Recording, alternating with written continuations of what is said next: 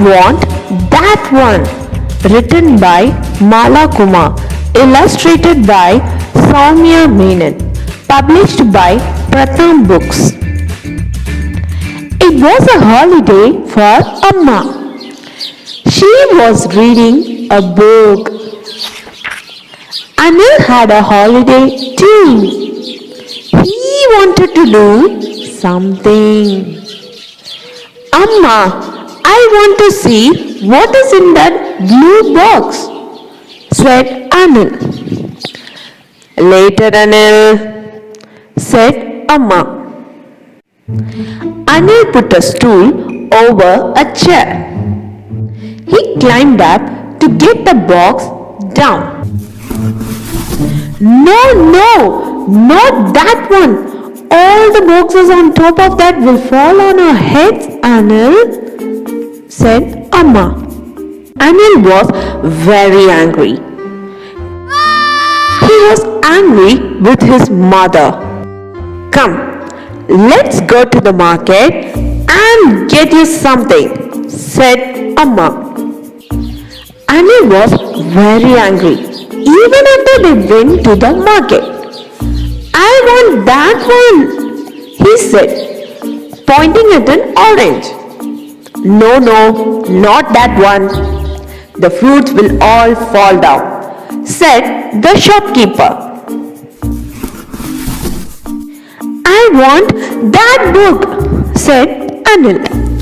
No, not that one, said the shopkeeper. Take this one. I want that one, shouted Anil, almost pulling out a samosa from a high stack of samosas. No, not that one, warned the shopkeeper. All my samosas will fall to the ground.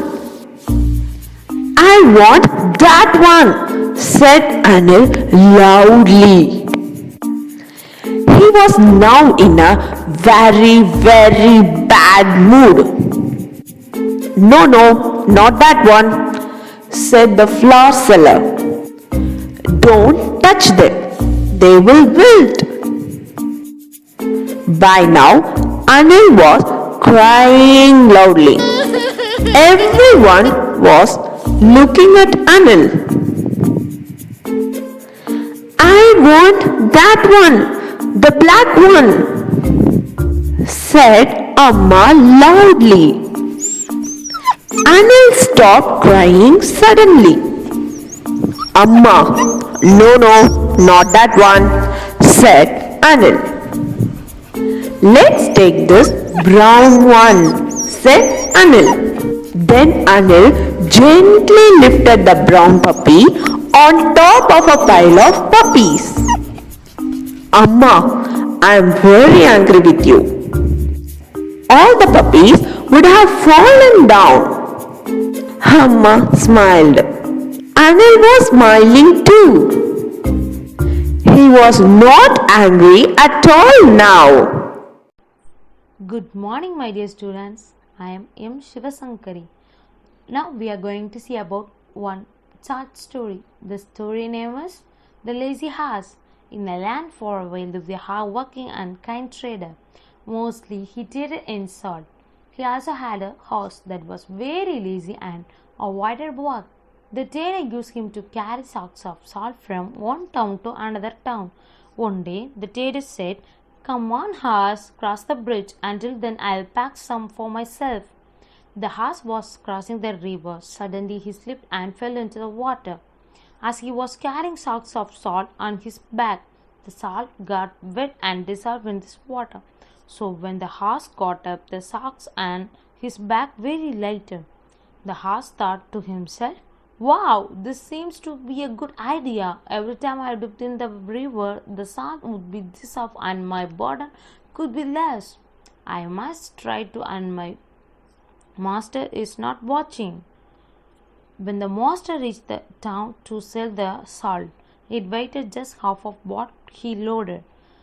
Trader said, thinking it might be his miscalculation, The next day, the horse yet again started to walking before him and made it to the bridge. The horse said, I must try to the dipping tricking again before master reaches here. The trader got really confused as the sharks started waiting the lesson every time. One day the trader followed the horse and hiding the bushes. To his surprise, he noticed the horse's new trick. Oh, that is so cunning. I must teaching this horse. The lazy horse. So the following day, instead of salt, the trader filled the sacks with cotton and tied them to the horse's back. Out of this new habit, the horse purposefully fell into the river. The horse said, Oh no, no, what is happening today? What is going to wrong? How are those sacks getting heavier? Oh, my back hurts what? This time, as the sacks were filled with cotton, it seeked water and became heavier. He somehow managed to get up and cross the bridge.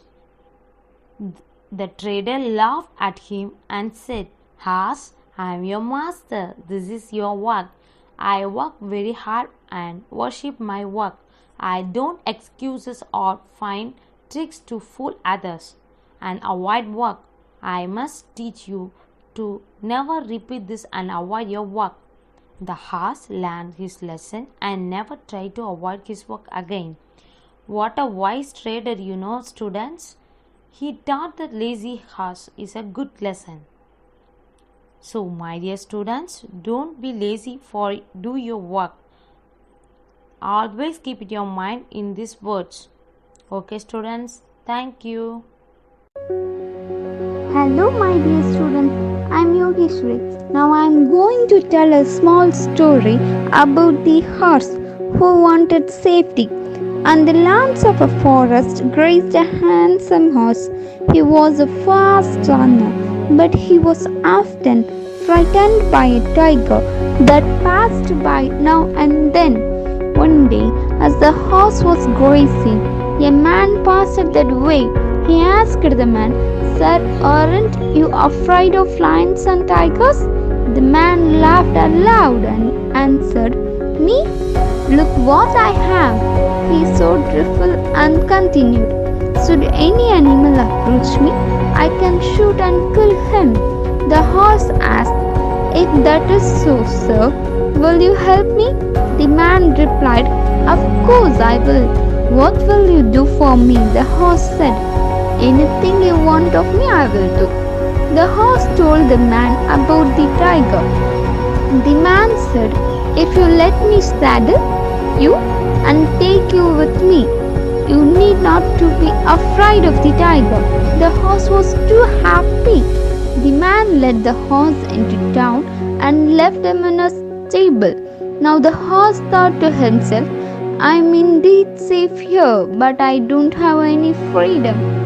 The moral of the story is the other shore always look greener. Thank you all.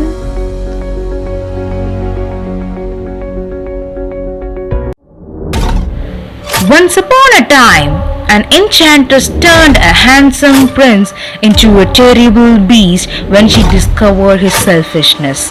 She left behind an enchanted rose if the prince did not find true love before the last rose petal fell. He would remain a beast forever. In a village nearby, there was a beautiful and lovely girl whose name was Belle, lived with her father Maurice.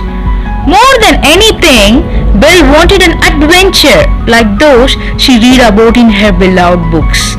Gaston wanted to marry Belle, but she refused. Belle thought he was a beastly bore, and Gaston didn't understand why she was always reading. It's not right for a woman to read, he said. Belle's father, Maurice, was an inventor. His latest invention was an automatic wood chopper which he was taking to a contest at the country fair.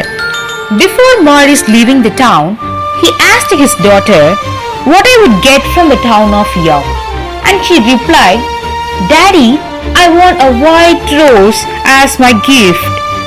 On his way to the fair, Maurice got lost in the woods and was caught in the thunderstorm. A pack of wolves chased him to the gates of a nearby castle. Not sure what he would find inside, Maurice entered the castle grounds cautiously. Now the gate opens. Castle was looked like so terrific. There he spotted a lovely white rose bush in his pathway. He thought of his daughter, told that she wanted that white rose as her gift. So he picked the white rose, and he didn't know that he would be punished for that what he chose. Maurice could never have imagined that hideous beast that confronted him. Now the beast appeared in front of him and put him in chains. Without mercy, he locked this unwanted visitor in the dungeon. When her father's horse came home alone, Belle went in search of her father and found him locked up. Belle begged the beast for Maurice's freedom. "Take me instead," she offered. The beast agreed, making her promise to stay in the castle forever. On her first night, Belle met the castle servants. The spell cast by the enchanters had turned them into the enchanted objects. They were funny, friendly, and treated Belle like a special guest. At dinner time, Belle refused the beast's invitations to join him, which made him roar with frustration. He was anxious to end the spell and felt Belle was a sign of hope. Mrs. Potts, the teapot in the lumiere, and the candelabrum told him to be patient and above the kind. Later that night, Belle came upon the magic rose that enchanter had left behind. As Belle reached out to touch it, suddenly the beast appeared and grabbed the precious rose. "Get out!" he yelled. Belle fled the castle on her horse, but was attacked by the same wolves that had chased by her father. Risking his life, the beast saved Belle. So many wolves attacked the beast while he was saving Belle. Blood came out from the beast and he was looked like so pale and unwell. Belle felt sad that what happened to him because of her. She dragged and lifted the beast in the horse and bring him back to the castle. She was taking care of the beast and done all his needs. In the days that followed, Belle began to see the goodness in the beast. One evening, Beast again invited Belle to dinner. This time she accepted. After dinner, the beast asked Belle to dance. As they whirled around the ballroom, Beast realized he was in love with Belle. Because of his love, the beast led Belle return home to see her father. Before he gave her a ring to travel back home and a magic mirror to see him waiting alone. Belle and her father Maurice were happily reunited. Learning that the beast took care of her had him elated. As she spent time with her father, friends in the town, she forgot about her return back to the crown. There, Beast filled with her memories and remembering the beautiful and wonderful moments with her. He was so alone and sad, and he was thinking about her. Full of loneliness passed by him. When Gaston heard her speak fondly of the beast, he grew jealous and stormed the castle. Gaston stabbed the beast and then was accidentally knocked off the roof. Suddenly, she recalled that the beast would be alone. Her magic mirror showed that beast became unconscious. She used her magic ring to rush back to him. She found him surrounded by the friends singing a hymn.